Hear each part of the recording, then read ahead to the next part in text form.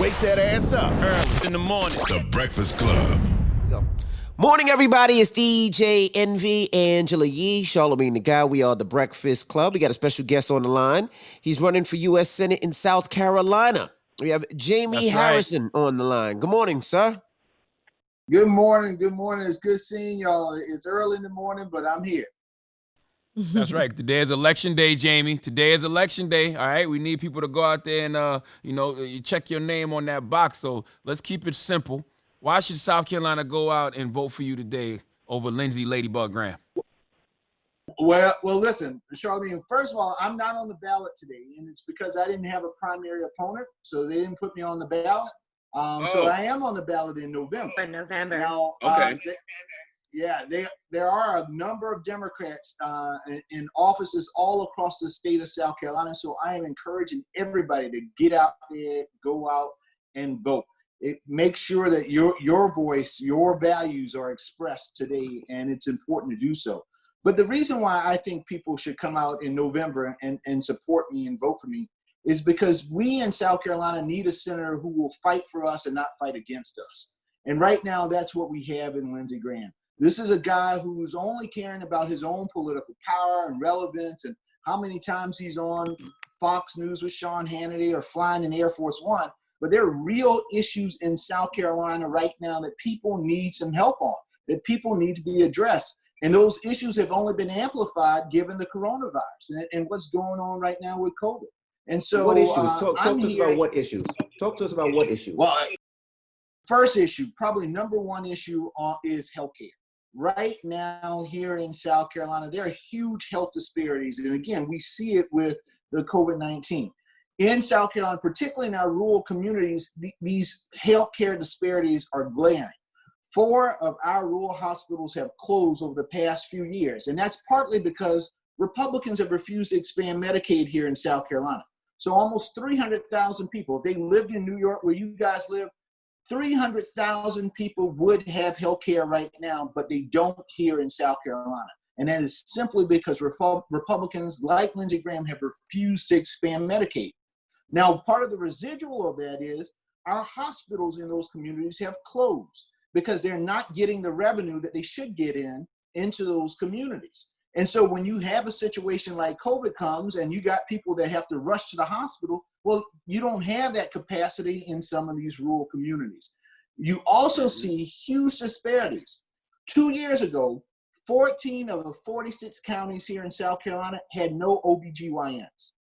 And I can find similar statistics for dentists and eye doctors and all the like. I mean, it's 2020. That's kind of criminal. That's third world type of conditions right now, and that should not be the case. And what it does is it has a disproportionate impact on communities of color in particular.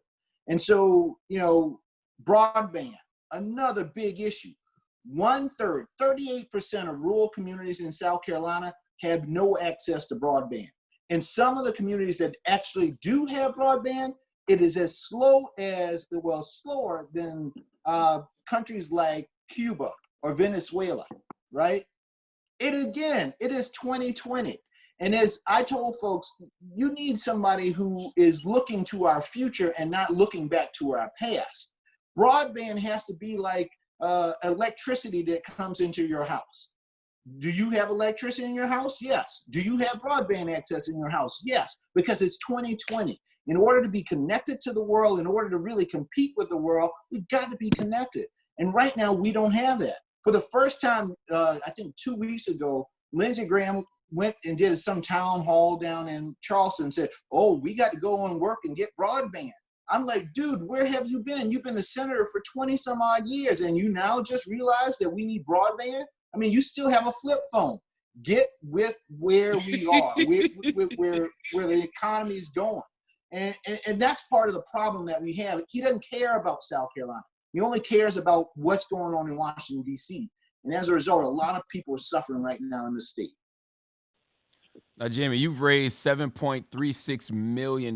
You outraised Lindsey Graham, I think 2 times as much as he's raised. Why is that significant, and what does that mean for your campaign?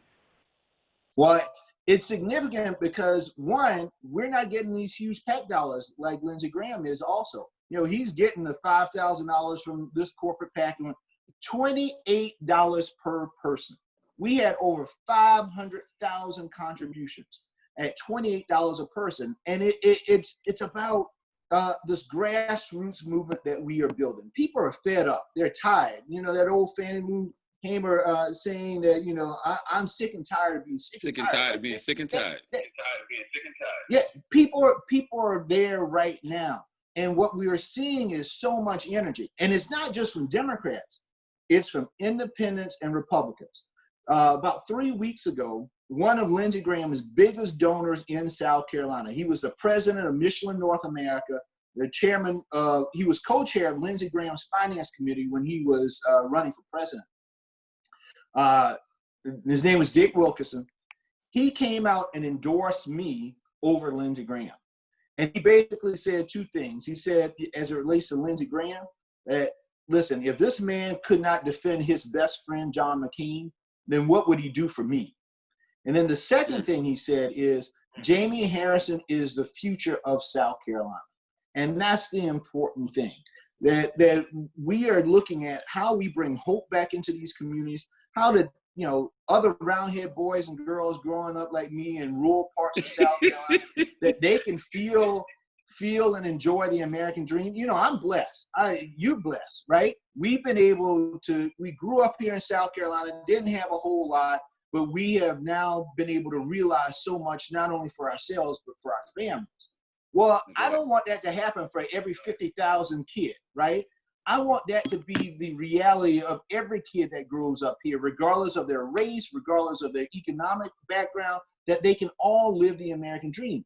And in order to do that, you got to have somebody with some vision who actually gives a damn about the folks and the things that they're going through in the community. And it's not just about words, it's about your actions. What are you doing on the ground to help people right now?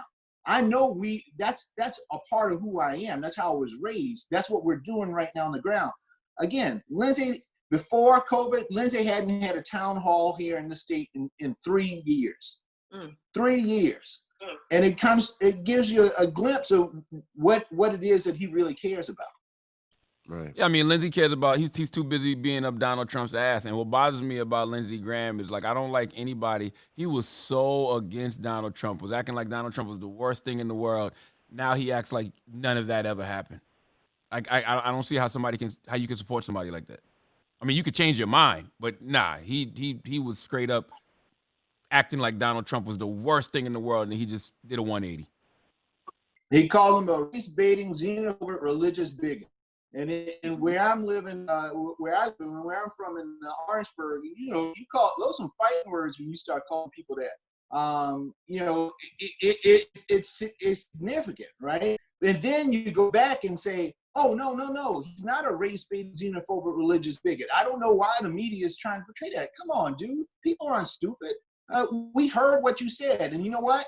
On my campaign, I'm going to repeat it over and over and over again so people remember what he said, because it shows you the character of a person. When they can say one thing and do another thing, and then say another thing and do another thing, he doesn't have a character. He doesn't have a backbone. He's spineless. And the one thing that I know about people here in South Carolina, character actually matters. That's something really important and significant. And we know that this guy will sell anybody out. And we just can't have that in terms of our representation in D.C. Now, Jaime, before you get off the phone, because I'm gonna be honest, I thought you was on the ballot this morning. I know the election is in November, but I don't know why I was thinking that you was on the ballot this morning. But are you afraid of those good old boys? You know, like really trying to do something to get you up out of here, spreading stories, No, I'm not. Playing dirty. Well, listen, you know, Lindsey's super PAC, funded by Sheldon Adelson, you know, he put $1 million into it. They had already started running ads, and they're darkening my skin and all that other stuff. You know, I thought that Willie Horton stuff was going to come down the pike. I just didn't know it was going to come this early. But, you know, listen, they can do whatever they want to do. My grandma always used to say, she said, you know, look at what they did to Jesus Christ. And if they did it to him, you know they're going to find and do everything to you. And so they can come and do whatever they want. In the end of the day, truth is on my side. It's about fighting for the people here in South Carolina, giving them hope again, because right now they don't have any. They don't have any that things are going to be better, that their kids will be better off than they are.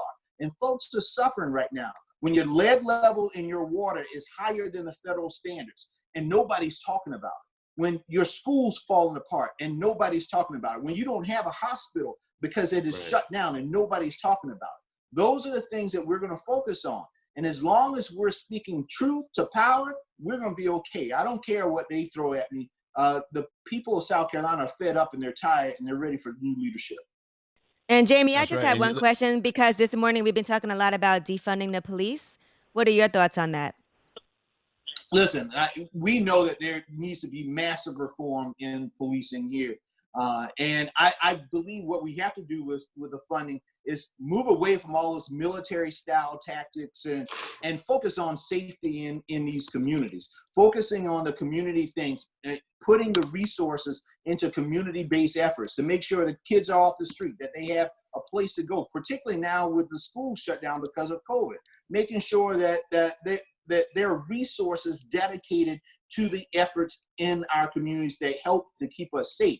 And part of that safety is giving people stuff to do, giving them things to do, tangible things where they can pick up the skills. So it's about how we allocate our dollars and making sure that those dollars are placed in the right buckets. And so that's where I am. All right. Well, thank That's you right. for checking in, And listen, Jamie Harrison. Jamie's one of the reasons I won't stay home on November 3rd, because, voting down ballot is very important. Listen, man, I need you.